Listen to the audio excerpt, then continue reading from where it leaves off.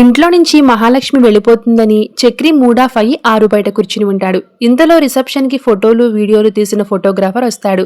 అన్నా, ఫోటోలు వీడియోలు అదిరిపోయాయి, ఇదిగో పెన్డ్రైవ్లో ఎక్కించి తెచ్చాను, ఆల్బమ్ ఎప్పటికి కావాలని అడుగుతాడు. ఒరేయ్, మహాలక్ష్మి ఇంట్లో నుంచి వెళ్ళిపోతుంది, ఇప్పుడు ఆల్బమ్ అవసరమా, మళ్ళీ అది చూస్తూ నువ్వు బాధపడతావని చక్రితో అంటాడు మాధవ.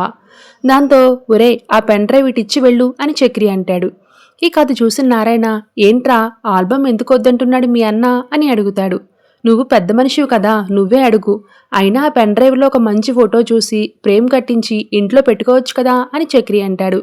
ఇదేదో బాగుందే అని నారాయణ పెన్డ్రైవ్ తీసుకుంటాడు. ఇక తరువాత ఒంటరిగా బాధపడుతున్న చక్రి దగ్గరికి వచ్చి మాధవ ధైర్యం చెప్తాడు.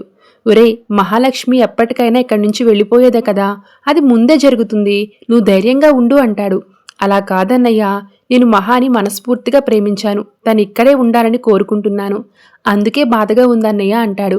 మరి ఏం చేస్తాంరా, ఏ అధికారంతో తన్ను ఇక్కడ ఉండమని అనగలమని మాధవ అడుగుతాడు. ఏమో అన్నయ్య, నాకైతే తను ఎక్కడికి వెళ్ళదు, ఇక్కడే ఉంటుందని బలంగా అనిపిస్తుంది అంటూ చెప్తాడు. నా ప్రేమే మహాని ఆపుతుందేమో అంటాడు. ఇక ఉదయం కాగానే కన్నా టిఫిన్ చేస్తూ ఉంటాడు. చక్రి, నీకు కూడా దోశలు వేయనా అని మాధవ అడిగితే నాకొద్దన్నయ్య అంటాడు.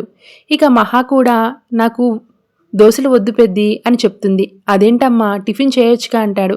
కన్నా ఉండగా వెళ్లాలంటే ఏదోలాగుంది పెద్ది, వాడు బాధపడతాడేమో అంటుంది. మరి నువ్వు వెళ్ళాక తెలిసినా కూడా బాధపడతాడు కదమ్మా అంటాడు మాధవ. మరి ఇంకేం చేయని పెద్ది అని మహా బాధపడుతుంది. సరేనమ్మా, చివరిసారిగా నా చేతి దోశలు తినేసి వెళ్ళు అంటాడు మాధవ. సరే పెద్ది అని మహా అంటూ ఉంటుంది. ఇక ఇదంతా చూసి చక్రి, వామ్మో, ఇద్దరూ సెంటిమెంట్ సీన్లో జీవించేస్తున్నాడు కదా అని మనసులో అనుకుంటూ ఉంటాడు. Thanks for watching.